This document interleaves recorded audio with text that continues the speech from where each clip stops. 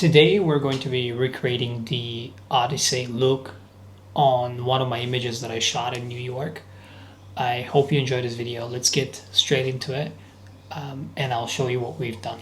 And what we just basically did is we darken it, and primarily we changed the temperature and added a vignette, so here's how it looks like.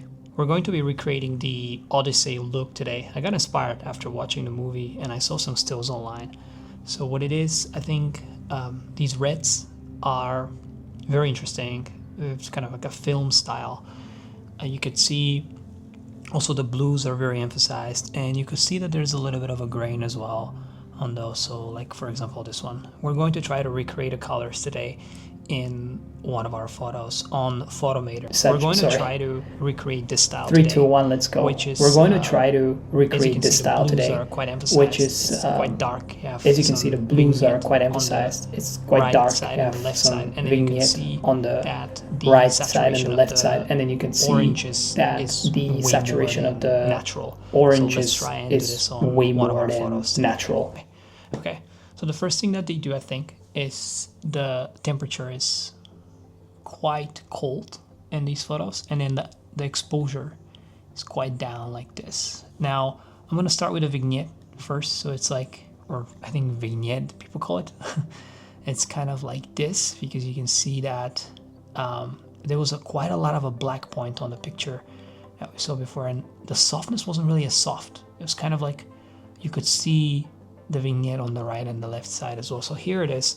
So this is the first thing we're going to do, and then we're going to look into the highlights a little bit more, just because of our photo here. We're going to decrease them because we see the shirt is quite white. We can see it. Shadows, as you can see on the photo, they're actually not as they don't usually increase them. And when I edit my photos, I usually increase shadows because it shows you more details. But as you can see, they wanted to emphasize on the actual subject. And then brightness, lower it as well a little bit. Contrast a little bit. Down. You'll see that the image will come together later. The blacks, the black point, you increase it a little bit because this would show the face more. And texture, I'm actually going to increase it a little bit more. And clarity, decrease a little bit more. Just so it kind of has a soft look, as you can see. Let's try and zoom in, and you can see what we mean. Right, this is actually a pretty good quality photo. Like it was shot on the Sony A7 III with a really cheap lens, Sony lens. I think it was 50mm. I got it. So now one of the most interesting parts is we're gonna do saturation, right? I want to increase saturation a little bit more, so the blues of the temperature are more emphasized on the picture. And then see, that's our here main thing that we're gonna do. So we're only gonna increase the blues saturation a little bit, and we want to darken it a little bit, right? Because it's all like, it's quite dark, as you can see on the photo.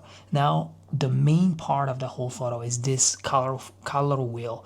To create that bluish, is what they do is they look into the highlights, and they have them like dark blue, and I'll show you how you can do this here.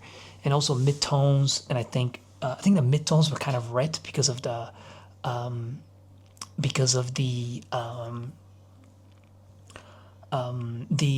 fire, but we're going to try and to recreate it right now. So we're gonna go blue, right? As you can see how it changes. Like if you move around, see how it changes. So we have low highlights, so this means that it's as you can see the shirt, right, have low highlights because we already lowered them. Now you see the midtones, how it changes way more, right? So see if you go red. So we're gonna go midtones, kind of bluish, but we're gonna drop them a little bit more, so it's a little darker. And then midtones here is where it's a little bit orangey, right? So you can see in the back is our midtones. We're going to do this, so you can see how it has a separation of orange and red as well at the same time. And this is what I love about photography, man. The beauty of it is just you can just do anything. And then so what they do is they darken it even more. And so now I don't really care about histograms as much. So our color wheel on our curves here, I usually do the same thing, but I don't think I'll touch them now because I've already edited a lot.